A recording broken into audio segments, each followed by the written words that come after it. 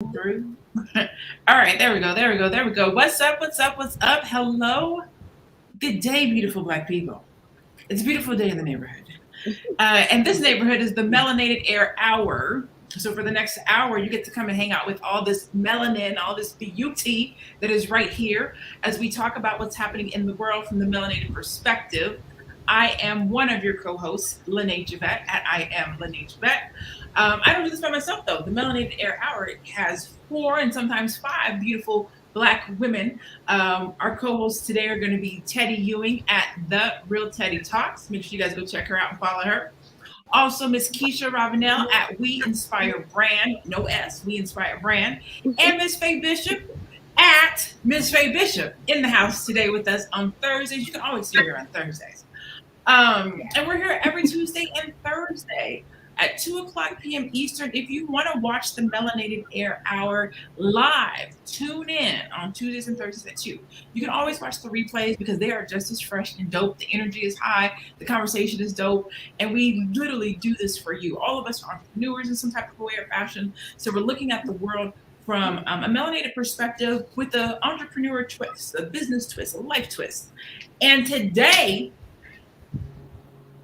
we are looking at the art of the Black woman, the body, the essence of the Black woman, and all of our beauty and what we do and who we are, and how we're exposed to the world. Is it an expression or is it exploitation?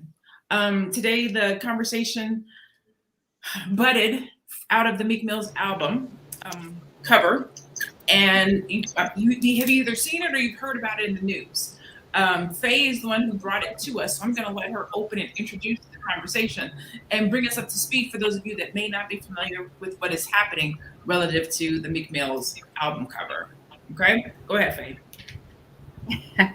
Hello, everyone. So what's been going on is that Meek Mill has been catching backlash over his expensive paint album cover art.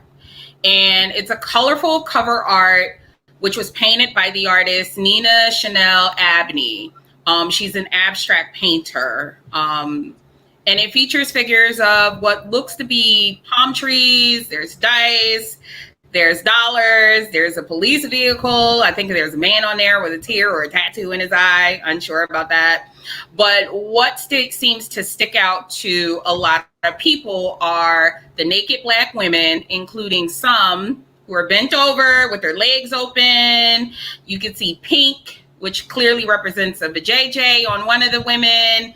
And ironically, the controversy behind this album cover is stirring more conversation than Meek Mill's album itself.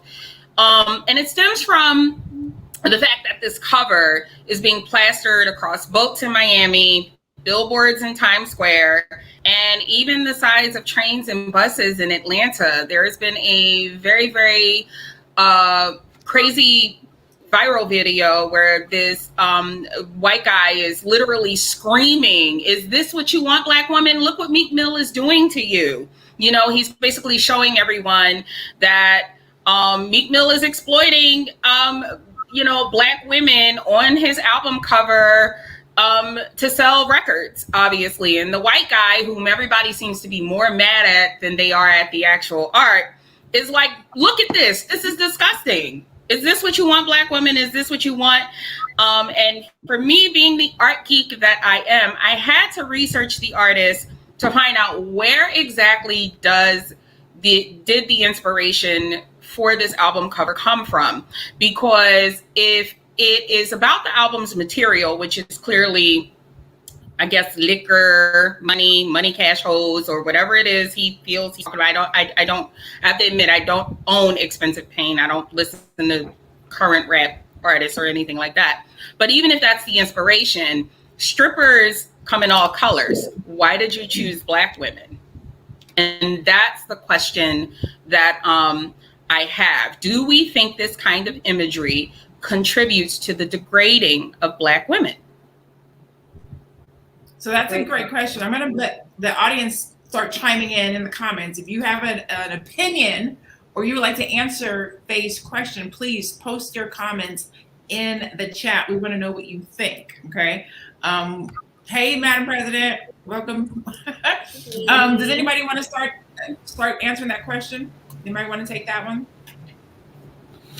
I do.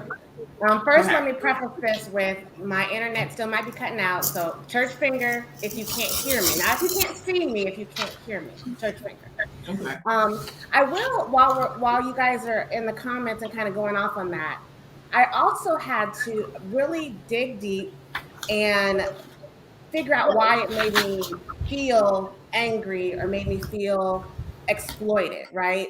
So the Black women up there naked is beautiful, but we've been portrayed that exact way in that, like, what is the word? Like raw, native look, you know, bushman kind of look, jungle look, I was thinking, and then the stripper pole. It made me feel exploited because that's immediately what I thought when I saw it. However, looking at it from an artistic standpoint and other white females that have been in art in Europe, you know, all over Europe, Asia, it made me question, is this a personal issue that I'm having with my body and our bodies being on a bus, or is it really exploitation? So I'm not answering the question. I'm just saying, while you're thinking about it, think about that portion as well. Are our naked Black bodies beautiful? Or are they something that we should not want anyone to see? You know, is it artistic? Can it be artistic? That's another question I'm proposing. So I'm not answering it. I'm just putting that out there. More questions. So the easy answer is yes. Our bodies are beautiful. Blackness is beautiful. Melanin is beautiful. Should the world love it? Yes. Should we love it? Yes. Should it be seen? Yes. I'm going to be fighting with my light today. I can feel it already. Should we be seen? Yes, absolutely. We should. Should we be seen as beautiful from an expression standpoint? Yes, absolutely. Should we be exploited? No, we should not. So then the question becomes, I guess I'm asking another question. Where is the line between expression and exploitation? Yeah. God, just another question. It's so many questions. It's like, oh my God, because I also think about the intention behind it, right? So if the intention is for it to be beautiful and for it to shine a light on how beautiful us Black women are, then yes, it's artistic, right? But then if the intention is like, yeah, look at these hoes, right? Like, then that's like, whoa, like, what are you doing, right? So I don't know. I think it could be both at the same time, maybe depending on how you're looking at it. For me, I don't like it, right? I just, and that's my personal opinion, my personal preference. I don't like it. It being on an album cover is one thing, because it's like, oh, like if you like Meek and whatever, you can get the album. Well, people don't actually go out and buy CDs anymore, right? I'm like, oh, you can go out and purchase the album. Like, they're not doing that. But then when you have it on buses going around town and trains, and I think, Faye, you mentioned billboards, it makes me think, okay, wait, what is the intention? What is the agenda? So now I'm like, wait a minute, like what's going on here? Because it's one thing, like I said, for it to be on an album cover, but now when it's going all around town, it's like, it makes me question it. Okay. You're on mute, Madam President. You're on mute. I can't hear. You're on mute. We can't hear you.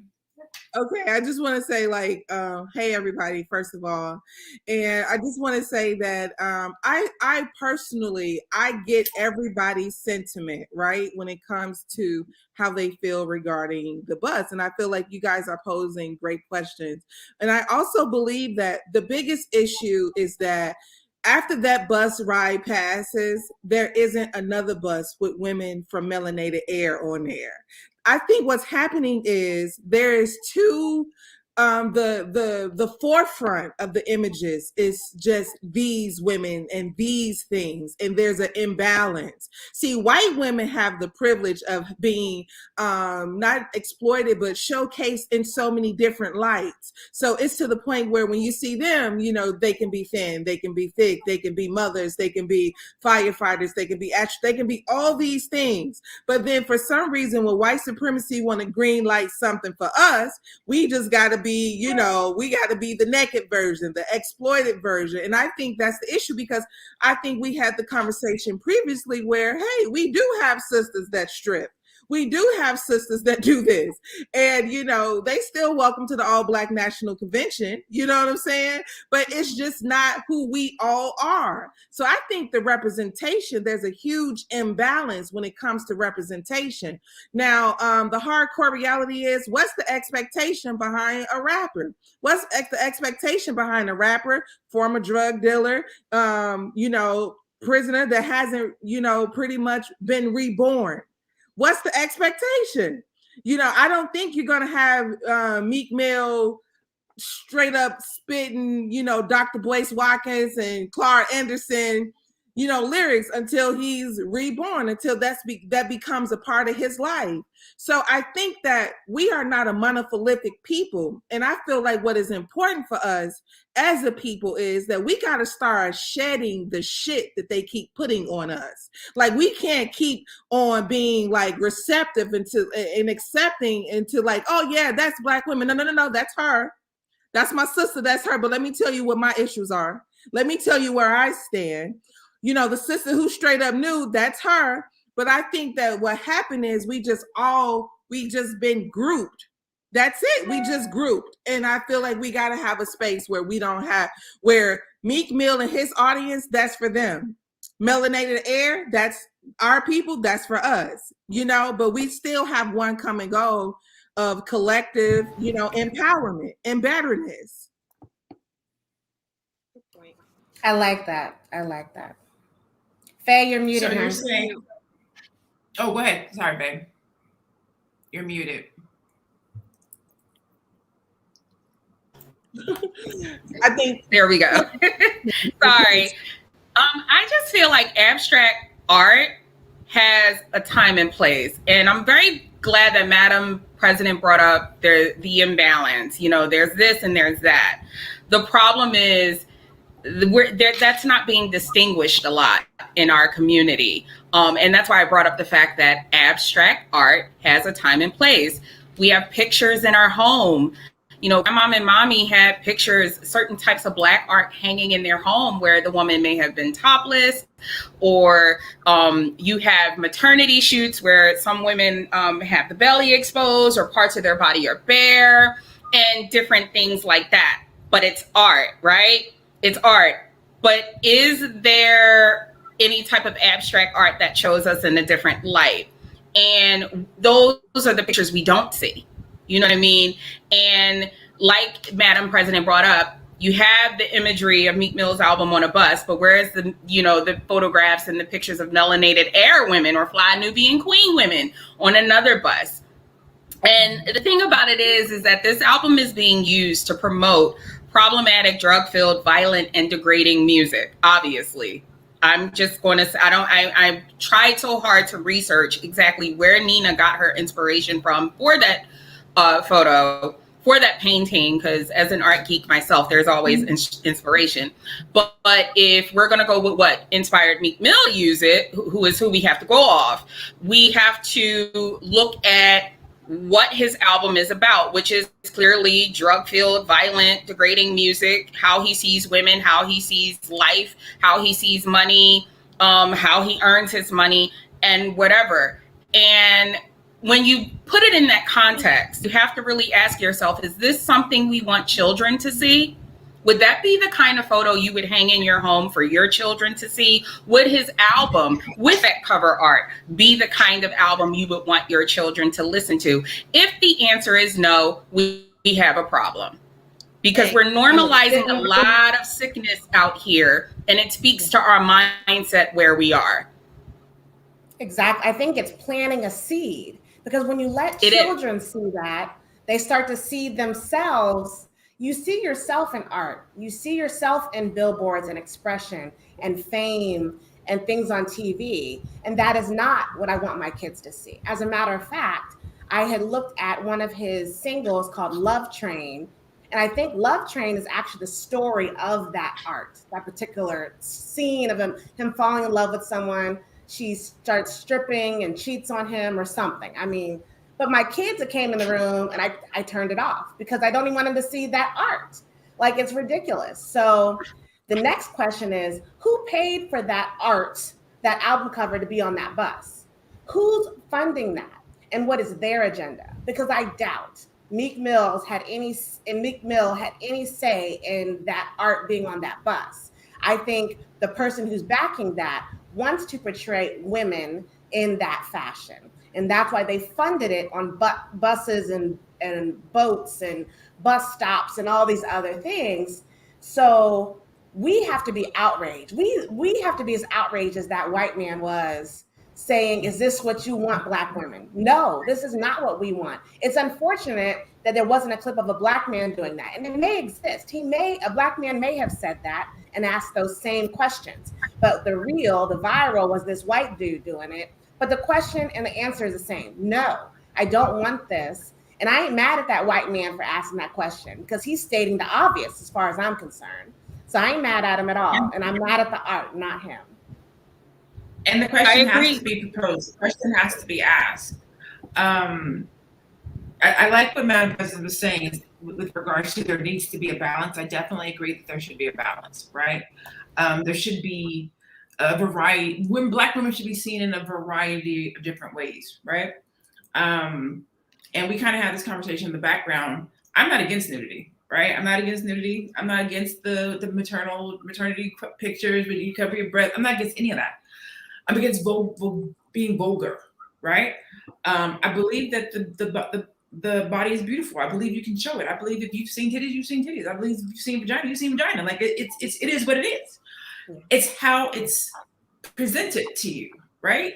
Playboy is still around all these years because they call it classy. Nobody's tripping on the fact that somebody is in there and they're naked because it's classy or it's sexy. I'm not against classy. I'm not against sexy. I'm against vulgar. I'm against exploitation. I'm against somebody's child or daughter seeing something and looking at it and feeling a certain kind of way about it. I'm against looking at something and me feeling a certain kind of way. I'm a full-grown Black woman. So for me to look at something and see it and have it make me feel like here we go again. Like my sisters, my queens, my community, yet again being disrespected, exploited, seen in a negative light, and it being okay because it's for profit, because it's under the guise of art. That's what I'm not okay with. And ladies, that brings me to the question. It's a whole bunch of questions today, right? That brings me to the question, is it the responsibility of a Black artist to censor what they put out there in order not to offend, right? Because we're a very vulnerable community. So like in order to not offend, in order for children to be able to look up to them, or not even look up to them, but not be exposed to that sort of thing, right? So is it their responsibility? Like, what do you think? And I'll take that one step further and say they would have never let the representation of a white woman in those same positions be on the side in no doggone city bus. I am 100% No, they sure would not. That would never have happened. They would not. And In that fact, is where the outrage has to come. I think Tasha Rogers said it. It's being forced on us to see. I'm standing out here waiting for my bus to go to my JOB, and I got to look at this mess. I'm out here with my kids and have to cover their eyes because they're like, what is that? My son will be like, what is that, mommy? Right. I shouldn't have to answer those questions, and not only for us. So that even makes me more angry about it. And the thing is, I think that. Go ahead, Faye. I'm sorry. Go ahead. I was gonna say it's a very good point, and Keisha, you brought up a very excellent point and asking a very important question. Is it on the fault of the artist? At what point do we hold them accountable for this? Because Black women have the right to demand better in terms of protecting our image, regardless of what that may look like to other people. We do have the right to demand that. So, in my opinion, if we could, which has happened before, boycott Lil Wayne or Rick Ross for mentioning something about putting Molly in someone's drink in a record. Just it necessary, and they didn't even use the word black in front of a woman. They just said in the record that they drugged women, and it gave off the rapey vibe that obviously was a part of the whole Me Too thing. If they can do that for that, then we can demand better in terms of our imagery. And yes, it is on the part of the artist. And that's why I said I have to know from Meek Mill what was the inspiration, because if the goal here is simply to sell records, then we don't need to be buying it. And that'll tell him better on what kind of imagery to use next time. The point is we need to demand better, because I feel like it's not going to let up until we do.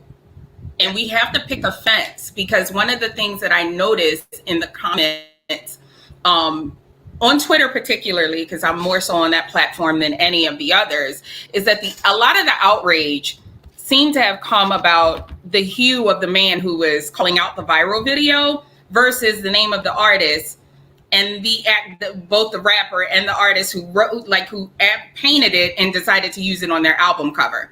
It wasn't their hue. I don't have time to worry about what white people are doing or calling out. We got to G-check our people. And I feel like there needs to be a checking of this, because there's a special kind of disrespect that seems to be preserved for Black women. And we're picking and choosing, well, no, Lizzo wearing this is okay. But no, we don't want Meek Mill doing that on the album. But no, it's good today. But no, you have to pick a fence. What do we want in terms of our imagery? And should we be demanding better? And should we hold these artists accountable? I feel we should. Yes. That's absolutely the truth, because the thing that I've been seeing is, well, it was a Black woman, as if that makes it okay. But it's not okay if it was a Black woman.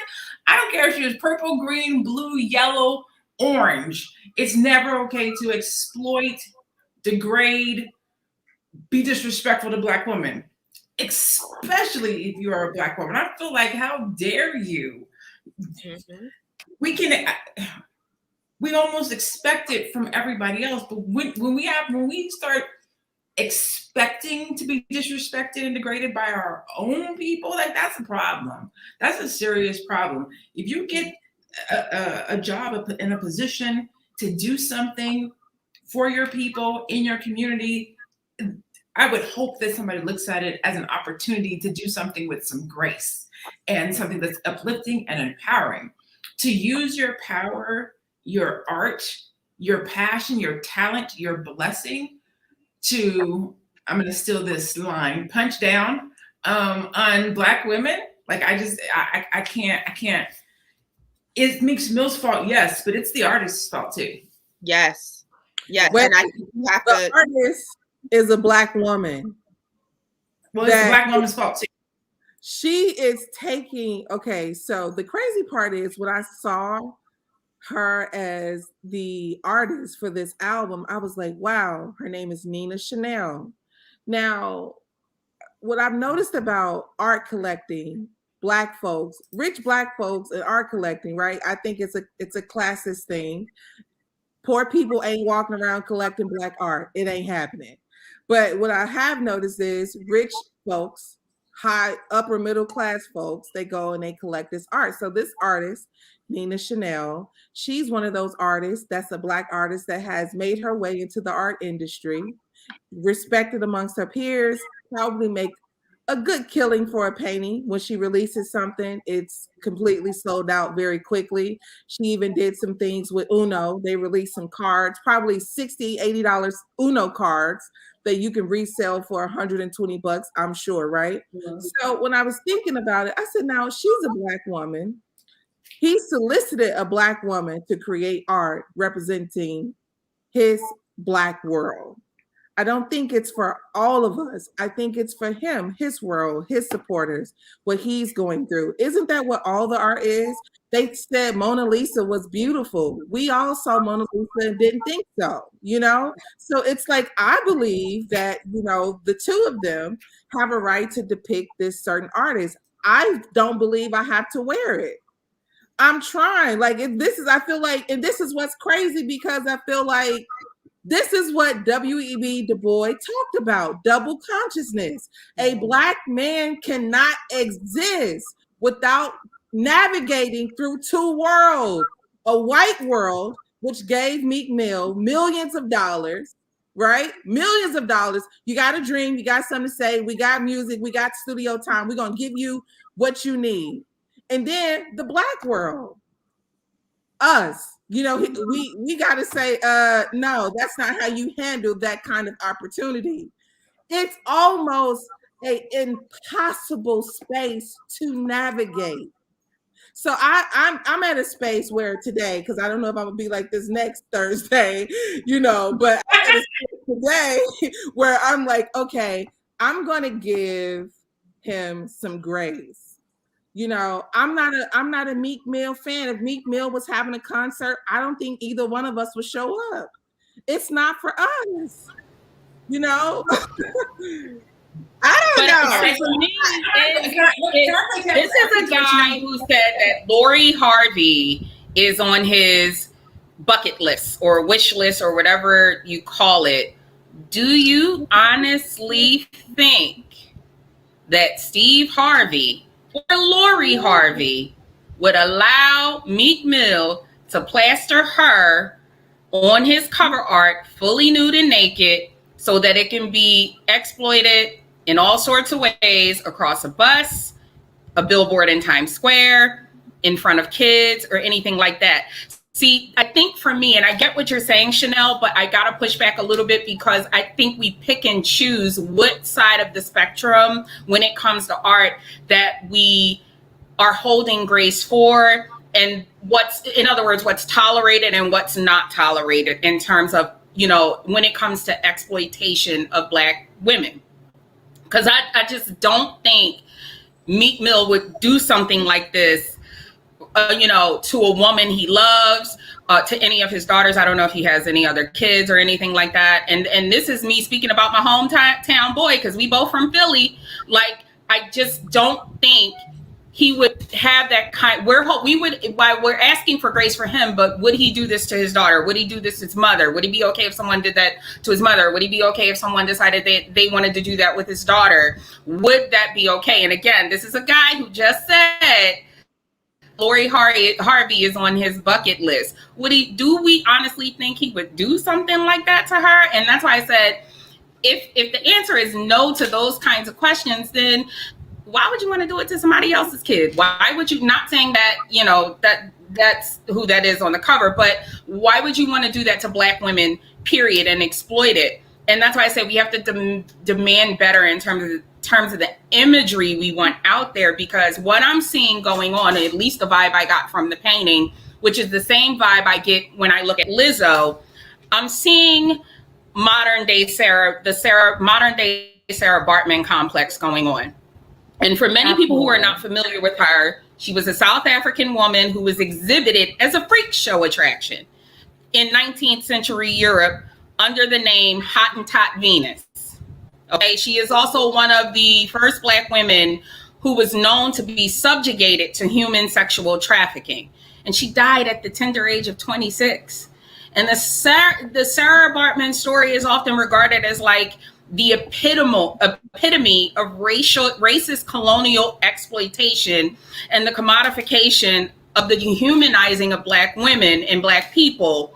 But when you look at people like Lizzo and you look at that abstract art that Meek Mill has on his album cover, it's the same thing. If you look at the pictures, it's just a modern day version of it. Yeah. And it's like, we would look at what happened with Sarah Bartman, and oh my God, if you guys read her story, the things that they would do to her was so disgusting, because they had her in a freak show exhibit in like the early 19th century carnivals that would travel across Europe. if you look at that and you look at some of these over sexualized rappers, and I don't need to go there on the Meg Thee Stallions and Cardi B's alike, and you look at that and you just think about the Sarah Bartman story, which would discuss us all, but we're looking at Meg Thee Stallion and what she's doing as okay. We're looking at Lizzo and saying, go ahead, girl, body positivity. But we're looking at the Sarah Bartman story and we're thinking of the racist colonial exploitation. So we need to pick a fence about where do we want to be and what direction we want to go in terms of the Black women and art and expression and exploitation and the balance between the two, and get there and actually stay there, because it's like it's a complex that's going on. That Sarah Bartman complex I'm witnessing is very real, and it's everywhere, and it's Black women only. It's literally Black women only. There are no white versions of Meg Thee Stallion. There are no Asian versions of Cardi B. There are no Indian versions of Lizzo. So we need to decide about what it is about our image we want to protect, and we need to pick that fence, and we need to really stay there. And Meek Mill, I need him to be a lot more clear about how he feels about Black women, because again, I doubt if this was Lori Harvey, would he have done something, who's a woman he's crushing on hard, would you do something like that? No, you wouldn't. And if the answer is no, don't do it to somebody else's daughter. Don't do it where it offends other Black women. I think we also have to understand collectively that it's not only white people that contribute to white supremacy. So I wonder how people would have felt if it was a white artist that painted that, right? Then it would have been an outrage. But because it was a Black woman, it's like, oh no, it's okay because she's Black. And it's just like, well, no, you don't have to be white to contribute to white supremacy, right? There are a lot of Black people that are contributing to us staying where we are. So we have to look at that too. And the whole issue with like Lizzo, and I see people like, oh, well, when Rihanna does it, it's okay. But when Lizzo does it, it's not okay. It's not okay, because there is a time and a place for everything. There is also a body type for everything, right? Like even me, I'm small, right? I'm a petite little thing, but there are certain things that I cannot wear because it does not look good. It's not flattering. And I'm sorry, but it's not flattering on Lizzo. And it is what it is. Like, sorry to say, beautiful woman, beautiful, a voice and very talented. But why are you doing the things that you are doing? And I feel that a lot of it is for this attention. There is an agenda. And I actually had to check myself, right? Because the picture that she wore the see-through outfit to Cardi B's birthday or something, that's what we were talking about in our chat. And I was just like, oh, here we go again. But I'm like, damn, she did wear it to a party. So maybe I can give her some grace with that. But a few years ago, when she showed up with her ass out to a Lakers game, that was not okay. Like, there is a time and place for everything. When she's on this TED Talk talking about, yeah, I'm twerking for my ancestors and the church ladies, that is not okay. And it's like, and as Madam President said earlier, there's no balance. Like, where is the balance? This is not all that Black, like, this is not this is the representation of Black women. And this is what people are seeing. They're not seeing us. And I would be a liar if I said I didn't listen to Cardi B and Meg Thee Stallion, because I do, but I'm grown. I'm grown and I make my own decisions and I can separate that, right? But going back to our children, they should not be exposed to that. So all of that to say is that, like, we do need to check these things. Yes, grown people, if you want to listen to it and make your own decision. But then when it comes to our babies and these people being on TikTok, and I remember Lizzo was on TikTok doing something very just inappropriate, where these are where the kids play, right? We play on Facebook, we play on Instagram. Those are our virtual playgrounds. But TikTok, that's where the kids are. So you're doing that on TikTok for what? Like, what is the agenda? So it's more than just white people, and they know this. you know, and that's why we have these people and they give these people the money, as Madam President said earlier, you know, and they put them on these pedestals and things like that, because they know, like, oh, we don't have to push that agenda anymore. The Black people, they're doing it themselves. Like, we could sit back and allow the Black people to push the white supremacy agenda now. Well, some of it's the white people pushing the some of it is that. So what we have to realize is that it's all a marketing ploy. All of it is a marketing ploy, and we control what's marketed to us. Okay, so there's a couple of different things that were said, right? We talked about target market. There is a market for everything, which is why this stuff exists. Somebody's buying the album. Somebody likes it. Madam President said somebody wants the art up in their house. There is a market for it, which is why they create it. The other thing is, I think Madam President said, the Black artist created this work, so we have to go back and speak to the artist. Well, they would never create this type of art from a white artist, because we would be enraged if a white woman or a white man created this type of art. But when a Black woman does it, we're like, maybe it's okay. Or we're having conversations about who's responsible. That's part of the agenda. Yeah. That's part of the agenda. They know that there's going to be less outrage when it comes from us. We're going to have more of a conversation about who it came from than what's in the picture, than what's being depicted. And so that's why they allow us to feed ourselves this type of crap. Going back to the specific artists, the thing that I would say is we don't want to throw the baby out with the bathwater. And I want to make sure that that's clear. We're not canceling the artists. We're not canceling her as a woman, as a Black woman, as an artist. We are asking for accountability to the art. But then that goes back to expression and exploitation and target market. We recognize that there's a target market for that. So the question then becomes, when do we as a community, as a people, decide what we want marketed to us? Because if you don't show up for it, if you don't buy it, if you don't allow them to make sales, they will stop creating it. If you look at the music today, where's the love songs? Where's the R&B? Mm-hmm. Where's the soul? Where's the Lauryn Hills of today? Everything is rap. Everything is misogynistic. Everything is super sensualized and sexualized. Like, that's by design. You think about the fact that we don't see as much love. Where's the love songs? Where's the Black people? All we see and hear are the things that desensitize us, that would allow this mainstream society to put an image of this album out and think that it's okay. Because the Black people's sensitivity radar is lowered. They're not going to trip. Plus, a Black woman did it. It's okay. We are desensitized. We are desensitized to so much. We're desensitized to murder and seeing our Black men dead in the street, and seeing our Black men get arrested and harassed by cops, and seeing over-sexualized women, and seeing ourselves put out there. The buck stops here. We have to draw the line. We are saying we don't support it. Everyone else needs to say the same thing. They don't support it. And we need to be outraged and outward about it.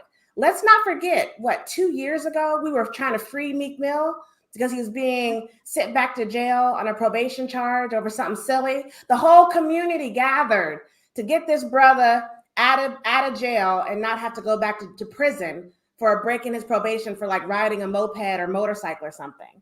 And this is what he gives us in return. We have to say heck no, and we have to draw the line. And it's so sad because on the YouTube where his album is, where you can hear all of his tracks, and that album covers on every single track, the whole track, dancing around palm trees and the woman in her cartoon way dancing, very Sarah Bartman-ish. There are people loving it. They're eating it up. They want it. They want more and more of it. And I'm like, we have to stop it. Everybody can't come to the awakening, okay? So everybody's not going to be on this path. But we who are in the comments and are on Melanated Air and listening to this, we have to draw the line and say that it has to stop. What is it? With great power comes great responsibility. These Lizzos and Meek Mills and Cardi B's and Meg Thee Stallion, they really probably don't know better. They like the money. They like the fame. So it's our responsibility to say what's acceptable or not, and they will conform to what we want and what we'll tolerate, not the other way around.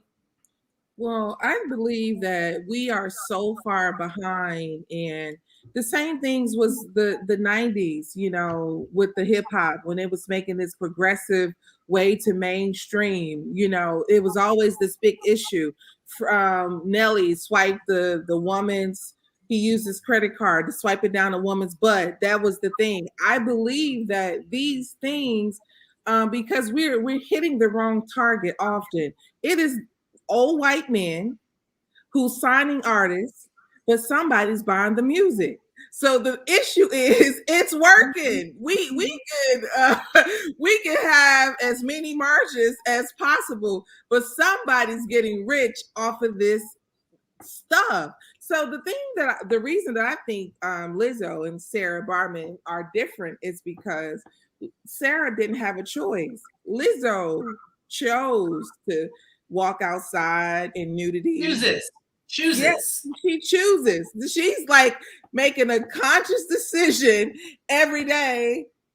Yeah, I'm wearing this sequence today. I don't give a damn. I'm wearing this. Now here's the vulnerability from my end. As a fat Black woman who is tall, who's overweight, and who's Black, I think a society puts a heavy pressure on how you should be, right? So I think her level of rebellion, it's not mine. It's not mine. I don't take it on. You know, I don't think you go around showing your butt. You know, I don't want to go to a Lakers game and see Lizzo's ass. I don't feel like that is empowering. That's not my level of empowerment, you know. But you know, I don't know why Lizzo does it, but I think that kind of outrage in the world of celebrity, you know, keeps people talking. This shit is a high. These artists, they are under pressure like somebody at Starbucks trying to keep the coffee warm, okay? They are under the same level of intensity with keeping a freaking job. They are constantly trying to figure out how to stay in the media, how to get attention, how to draw outrage. It works sometimes, and sometimes it's just like, God damn, is that necessary? But I'm gonna tell you a story. I have a friend. She went to do a video with was one of the rappers. She went to do a video with one rapper, I want to say Waka Flocka. She says she goes to the video shoot. This is one of my dear friends. She's a director. She goes to the video shoot and everything's popping. She's like, and the energy is so sexual. You know, guys are like, y'all turn around, let me see. And she just said that she wanted to be a part of the video. She said, but she just said, I couldn't be a part of the video that way. She said, so I was a little embarrassed. She said, but I went over to one of the guys who had the microphone on. She said, I just told him, she said, hey, I want to be a part of the video, but I don't want to be a background girl. I don't want to do anything. Can I help out? Can I, be a part of the video in some kind of way? And he was like, all right, cool. We're going to let you can come, work 2 days. And she got hired as a PA. That story made no news whatsoever, right? And guess what? She didn't get a chance to have her ass out in the video because she had made a conscious decision that I just don't want to be a part of it this way. So I believe we got a lot of women that walk into spaces and feel just like her, but don't know how to navigate what space they want to be on. So like what I'm doing, I'm trying to do better at, because when I look at some of the giants and some of the greats that have maneuvered their way from, Malcolm used to be on drugs and pimping and perming hair and everything else. But there was a time where he just says that, I got better. And he, instead of just pretty much like hounding everybody, you ain't like me, you ain't like me, you ain't for me. It was just like, oh, that's my brother, that's my sister, come over to my side. But there's a harsh reality that a lot of our brothers and sisters are in the fourth stage of cancer. They're grown people making grown decisions on a deadly life, and it's over. This train, this melanated air train, is for folks who got some level of consciousness and common sense about themselves. Yes. we on a different buzz. So when it's time to get to going, when we in motion, our train gonna be chewing in a different direction. Everybody can't come. Exactly. But, you know, I'm not here You're to giving her the gas face, like I'm not here to dismiss everybody that's on that train. You know, I was like, damn, you know, Megan Thee Stallion, Cardi B's and all these other women. I listen to Rhapsody and I'm like, oh my God, damn, Rhapsody Cole, she's good. I went to a concert. It was a small venue, but she, you know, ain't as big as them. But she ain't showing her breasts and her vagina. But let me tell you something. The lower vibrations is in a multitude of millions. People operate off that. People are living in that space, but I am not joining them. That's why we come in. That's why we come in and we go join the red carpet with the Lizzo. What's up, Lizzo? You got your ass out. Girl, that's not me, but you know. And then guess what? When Lizzo come around, Madam President, we're going to talk about white supremacy. We're going to talk to her about Sarah. Damn, I didn't even know about Sarah. Well, this level of consciousness is an introduction. You know what I'm saying? Like everybody didn't get it. Yeah. So I'm sorry, guys. It's okay. I just Lizzo for me, and I even have to say, Lil Nas X and all that would probably not bother me if these two people, among many others, didn't see themselves through the same lens that white America does. And they feel they have to act according to the mammy and hot Venus lens that white America wants to see us through. Funny. You know, Black, I would say entertainment period is global. It's not something that the images that we see on TV is not just shown here in America. It's shown all over the world. In fact, for many cultures, what's on TV is their introduction into Blackness. And that's why it's so important for us to show the Queen Latifahs, the Octavia Spencers, and, you know, the Gabby Sidibe's, in addition to the Lizzos. You know what I mean? So I noticed that Monique, as long as she was saying skinny bitches were evil and was yelling, hey, professor, you know, everybody loved her. But the moment she began professing and challenging the status quo, she became problematic. That very white supremacist industry that glorified her helped to take her down. And one of our very own sisters and brothers was a part of that pack. You know, That's Lee Daniels, Tyler Perry, Oprah Winfrey. So that's why I say, you know, it's a shame that we have, you know, the Lil Nas X and the Lizzos out there doing what they have to do in order to get money. But we don't have enough Moniques who are saying, no, that payday is not worth me doing X, Y, Z. And I feel as though that's the balance that we need that will even out this space. I think that is what would, challenging the status quo is what will be the takedown of us taking back what is ours in terms of our Black image. Because right, again, we're normalizing sickness. It's everywhere. And it's like back in the day growing up, we had TV and we had radio. You know, they always did that saying, if video killed the radio star. It did, because the moment that these images got inserted, it got worse and it got worse, and it's getting progressively worse. But unfortunately, we don't have enough people. We don't have enough of the Moniques out there. It's just too much Lizzo. It's too much Cardi B. It's too much Meg Thee Stallion. We don't have anyone saying, no, I'm not doing that. I'm not doing that. As Madam President said, you know, you making the conscious decision to say, no, that's not for me.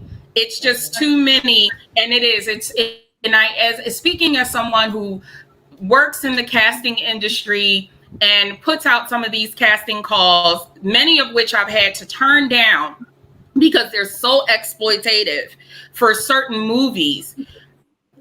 I know that right now we're in a social space, the social climate that we have out here, which is full of people on social media who want to be famous. They want to be on somebody's Love and Hip Hop Housewives of something. And when they're not dating and trying to do all that, they're trying to be in somebody's movie or somebody's rap video. And we have to really, really connect. If there has to be a middle ground where we meet to connect to say, listen, set a standard. There has to be a standard where we're saying, no, I'm not going to do that, because there is the marketing teams out there that are saying Black people don't want this. Black people want that. Right now, there are over 6 or 7 different TV shows on TV about Black people either selling crack or smoking crack. All this Ghost and Power, Empire, BMF and Snowfall and all of that going on. And it's just like, yo, this gotta stop. This isn't 1991, man. No. Can anybody name a positive Black show on TV right now?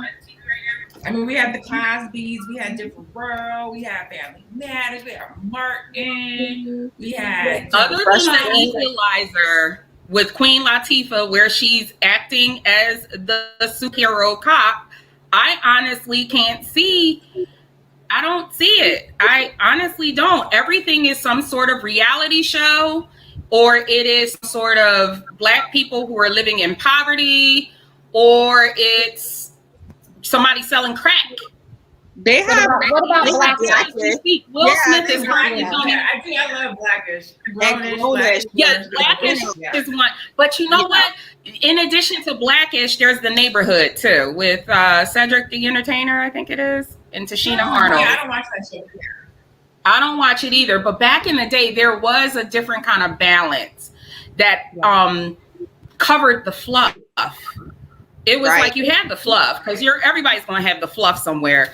But there's just too much fluff now.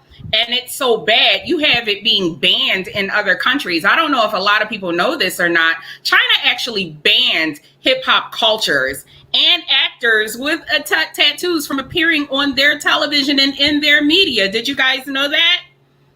So they're taking control of what gets shown in front of their kids. We're not. I didn't know that, but I do know from when we lived in Japan. I lived in the Middle East. I think one of you said it. I can't remember who. The TV, the reality shows is what they think we are. Right. So when they see me and my husband, they think we're like a rapper. They think he's a basketball player. They think, I'm shaking my head and snapping my fingers and doing, and it's so sad, because then I have to be who I felt like I've been my whole life, is the representation of Black people, and say, no, all Black people aren't like this. And that's a lot of pressure. And again, we have to draw the line. We can't stop it, because we're not in the power place to stop it. But we can draw the line, as Faye said. We need to pick the side of the fence and stay there for everything. And we can move forward from that. Mm-hmm. Mm-hmm. I think now is the time to demand it too, especially since so many people are quitting their jobs. Like I work with I'm a very close, there's a talent manager who I am very, very close friends with. And she actually made a video. Follow her if you can. Her name is Tiana Jackson of the Jackson Agency. She has worked with so many different showrunners and helped to cast some of the talent for some of these showrunners. And she brought out an interesting point to me the other day when she spoke about how, with what's going on with this pandemic and public health and public safety and all that, what's happening in Hollywood and what most of these companies are doing with all of us is they got us injecting ourselves with things, because of health and safety. They have us thinking that this is for our protection, but on the back end of that, they're still treating you like shit. They're still casting you in a certain way. They're still putting you on the back of the lot and telling you, barely giving you bread and water. They're still paying you the minimum wage salary. They're still keeping certain images on TV. And she spoke about that. And I thought when, that conversation I had with her was so profound, because it made me think of how people were walking off the Southwest Airlines employees are leaving because of what's going on with this pandemic and how these employees and these people are demanding so much more. And I think that now would be a good time to start utilizing and taking back some of our power in that same aspect as everybody is doing with this pandemic. Because now is the time. You got a lot of people that are leaving and quitting jobs because they feel like, I don't want to do that. You're not going to make me stick myself with that. We could do the same thing with our Black image. Yes. They need us more than we need them, if you really, really think about it. Yes. Yes. Yes. We are the trendsetters. Yeah. We are the global brands. We are the movers and the shakers. We are the folks that people emulate and want to be like. Yes. We are the ones that folks is out here getting their injections and their rear ends for, their bosoms lifted up. Like, but they want to be us so bad. And yet we want to be somebody else. Mm-hmm. And we don't have to take back power. We have all the power. We have it right now. We just don't know it. Right. We have the power. All we have to do is say no. Hell no. If everybody says hell no, things will change immediately. Immediately. Yeah. Absolutely. Absolutely. Crystal Johnson said, amen. Amen. Yes and yes. So round table, around the room, I'll ask this final question. Black women. Oh, actually, wait, before I do that one, let me go to something I saw. Was it Yvette? Okay, wait. Was it Crystal? It was Crystal. Women twerk. Women wear less than when they're thin. But when a heavier woman does it, it's tasteless.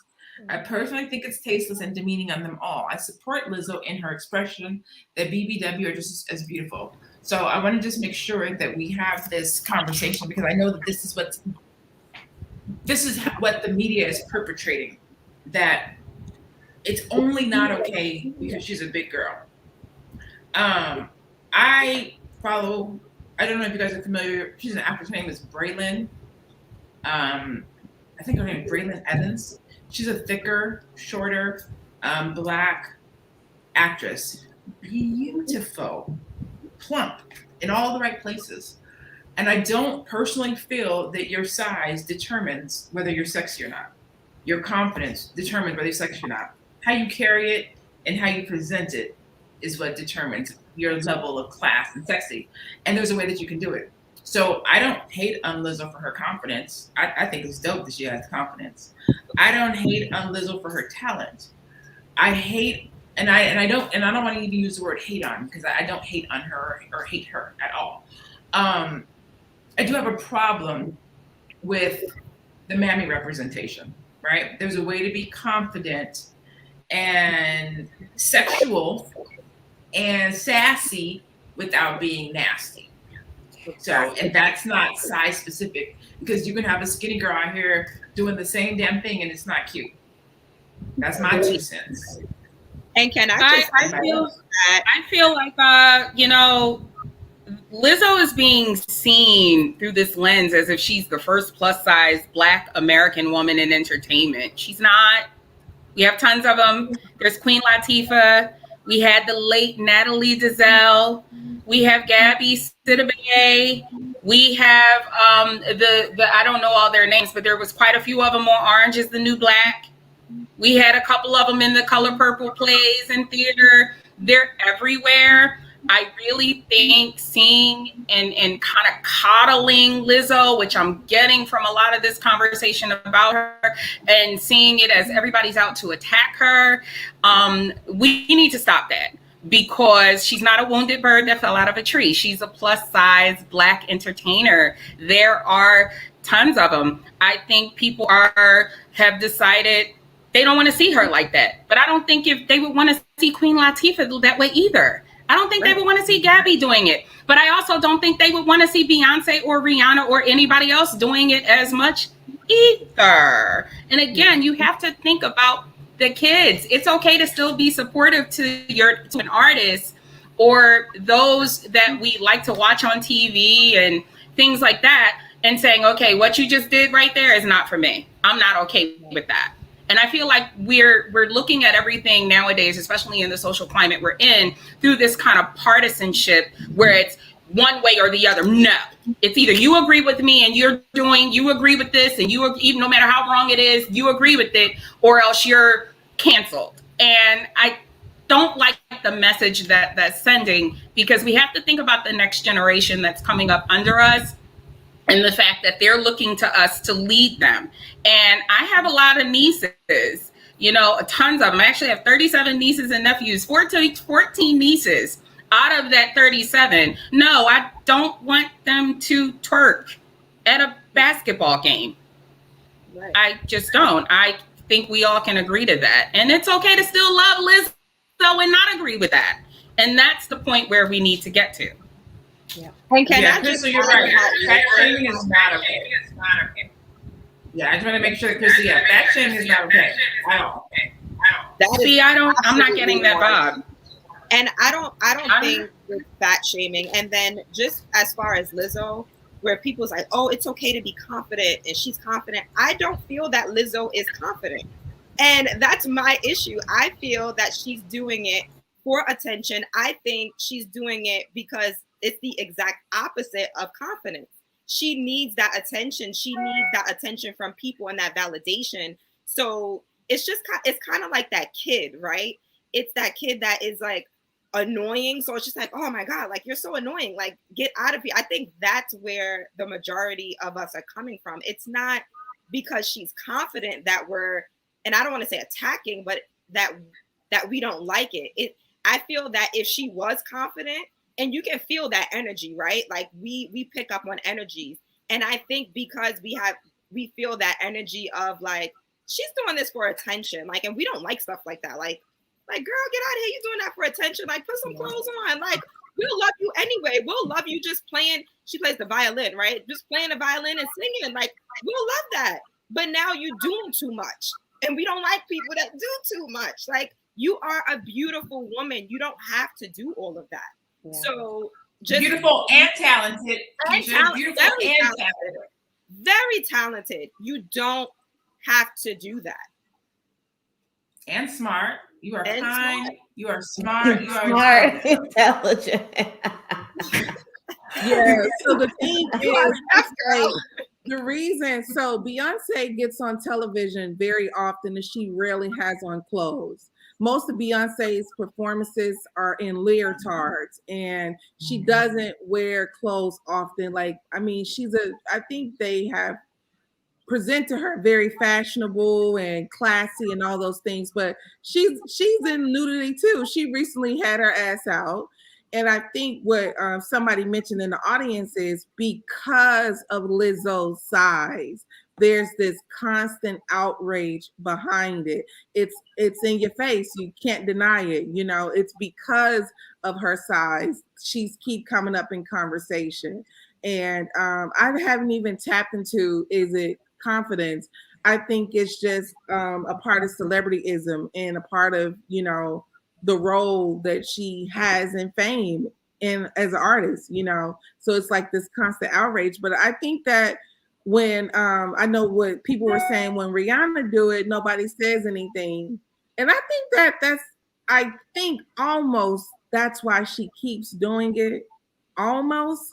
It's out of not the things like I'm being nude at the Lakers game, but things like, I'm going to wear my body however I want to. I'm not going to ask for permission. I'm not going to think about people's kids because I ain't got kids. I'm just going to go out and wear what I want to wear when I want to. And I think it's like, yeah, I don't think I care to think about what people think at this particular time. I haven't kind of sided. Because like when I think about people who do play an instrument, I do think it does require a certain level of intellect, a certain level of mind to play an instrument. You have to learn music. Anytime you learn a new language, that's saying your brain is working. It works. Now, emotional sides of people, that's a whole nother brain, but I kind of feel like there's a little bit of like Lizzo's size is the reason why she keeps coming up in conversation about apparel and self-respect along that side. I'm a more conservative dresser in general. My mother, when growing up in my household, my mother and my grandmother, and this is important too, how we are raised have a big impact on our personality types, how we dress, etc. Right? So when I was growing up, if you were showing a lot of skin, my mother and my grandmother and my aunties, it was like, well, what's going on? Like why are you dressed like that? Because I remember being small enough, maybe in 6th or 7th grade or 8th grade, I was small enough to wear, a tank top, and a lid was out. I want to be like, one in a million too. Like I want to wear my tank top. So I remember like going out trying to like wear my tank top, but my mom was like, no. So interesting enough, as a woman, it's natural for me to cover up. I'm not saying that these things are right or wrong, but I'm just saying that these are the kinds of things that mold who we are, our dress style. Now, if my mother was kind of like, put that mini skirt on, show you, let me see, put that up, I'd probably be sitting over here, boobs out, talking, all of that. Like, it would probably be a different Chanel. But because I didn't have that, because being conservative was more on the lines of my mother and my grandmother, that's just not my issue. Sugar is my issue. Like, that's my problem. When y'all start talking about addiction and people need to get their life together, it's me and sugar and bread. That's me. All right, so first of all, let me say thank you to everybody that showed up today. We appreciate you showing up for the Melanated Air Hour. We're going to go ahead and start closing. I'm going to start with Faye because she has to get out of here.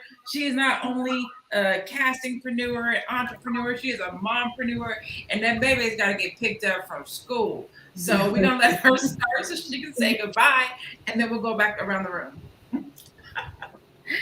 I just want to say that I'm glad that we, and I feel that conversation is going to continue on another day because there is so much to pick apart here in terms of Black women and our, art, realizing the difference between art and exploitation. And I just want to say that we as not only Black women, but Black people, we have the right to demand better and where it pertains to our image.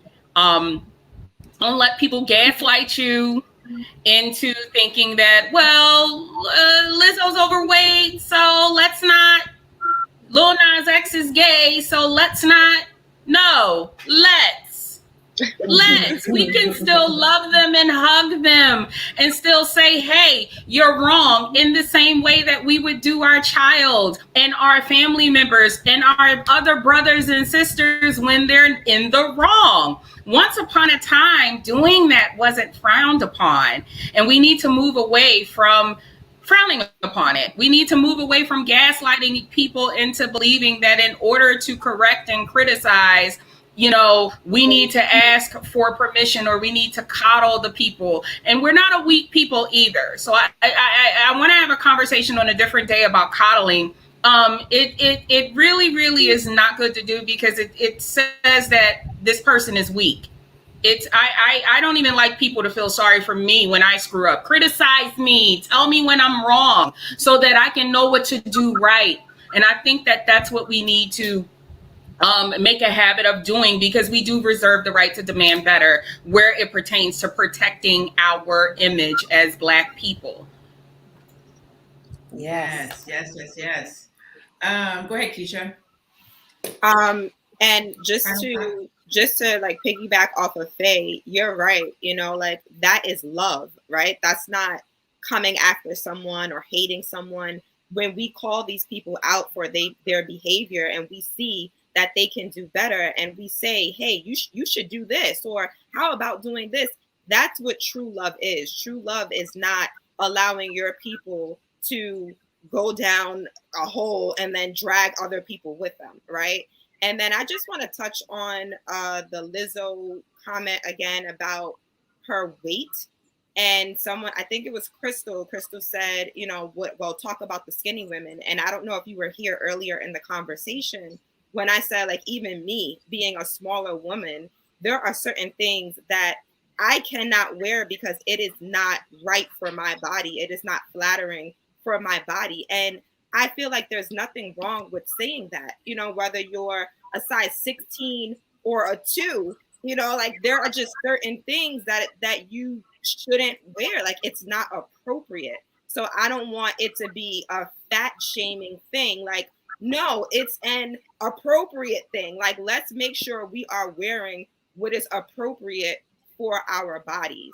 So I just wanted to just put that out there. And that's all I have to say about the topic, because we could go on and on and on about this.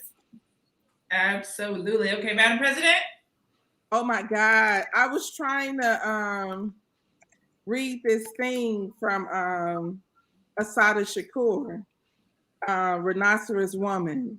So I'll do it next time we have one of these conversations, because Lizzo will have her ass out again. And but one of the things that I just want to say to women, you know, there's a poem by Asada Shakur called Rhinoceros Woman. I think all Black women should read it. And it's just one of those things that I know you're going through the world, people watching you, sometimes ignoring you, sometimes not loving you, but you are a rhinoceros woman. Sometimes some of us come big, we come bold, we come with soul, we come with a lot. And America just gonna have to deal with it, whether you like it or not. In the words of Serena Williams and Daddy, these kids here to stay, Jack. So I think that whatever your skin is, as a person who has, you know, just dealt with a lot in this society, in the workplace, as an athlete, just so many different things. You know, I just come from different perspectives, but, you know, I come from the environment too, where, you know, you treat yourself like you love yourself and you got to demand that thing from others. So, you know, people, I used to tell this to people too, and I'm going to let it go, Lene, but I used to tell, when I was in college, I used to tell some of the young ladies, you know, back in the day before, prostitution is illegal. So the way that prostitutes used to let people know that they were prostitutes is through nudity. They used to have to dress like a prostitute so that people could approach them. So sometimes if you find yourself being dressed like a prostitute, don't be surprised you being approached like one, because that's where it comes from. So I think that we should be cognizant and have a sense of awareness about self at all times. But I do think that a lot of Black women, you know, and men, because I know men be like, y'all just act like we don't exist. Black women and men go through a lot in this country. And I just think that, you know, we are with you in this process. So we get stronger and go further together. Yes. All right, Miss Teddy. I'll just quickly say, Black men, we're going to talk about y'all, stand up for your Black women. Black women, stand up for yourself. And don't let anyone make you feel less than. Be bold in your conversation. Be bold in your intelligence. Be bold in the way you project yourself. Don't be bold by demeaning yourself. And if you're not looking flattering to yourself, don't go outside. I doubt Lizzo looked in the mirror and said, that's hot with them titties. I just doubt it. I doubt it. I've nursed two babies for almost 2 years apiece, okay? I know what mine look like. If she ain't had no babies, and I see what hers look like, okay? So be bold in your expression of the beauty of yourself. Don't play into an image that ain't yours. I could go on. Like you said, I could go on, but we need to love ourselves. I love working with you ladies because y'all have so much good vision and perspective. It has got me thinking, and I'm sitting here like, tell it, honey. So I love it. Love you ladies.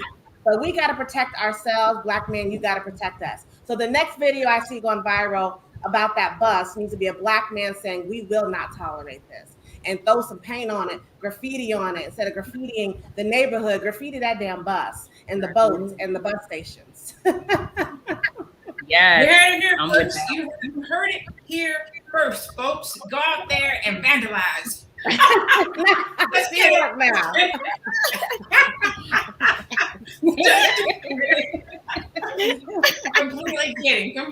kid and don't be out there vandalizing it. Unless you do it because you want to, not because you work here. You grown. You're grown, exactly. On that note, I'm going to go ahead and close because my light is just, it's like, no, ma'am, you're going to get 37 seconds. That's all you got. So you better close in this 37 seconds because I'm about to go back off. So with that in mind, thank you so much for tuning into the Melanated Air Hour. We do this every Tuesday and Thursday at 2 o'clock p.m. Eastern. We're on multiple different pages. We're on Fly Nubian Queen. We're on Your Black World. We're on I Love Being a Black Woman. We're on Ladies Who Love the Lord. We're on Financial Juneteenth. We're on I think I've said them all. There's somewhere I may not have mentioned. So make sure you like us, follow us, share, subscribe. Also, go to each one of our pages: Facebook, Instagram, YouTube, Twitter. You can find Teddy at The Real Teddy Talks. You can find Faye Bishop at Miss Faye Bishop. You can find Keisha at We Inspire Brand. You can find Madam President at One Madam President with a Z. Make sure you put the Z. Don't forget that. You can find Lene. You can find me. That's me. I am Lene Jabet. I am Lene Jabet. There goes the light. But I told y'all 37 seconds.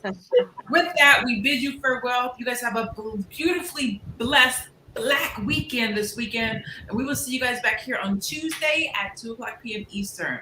Peace. Bye, y'all.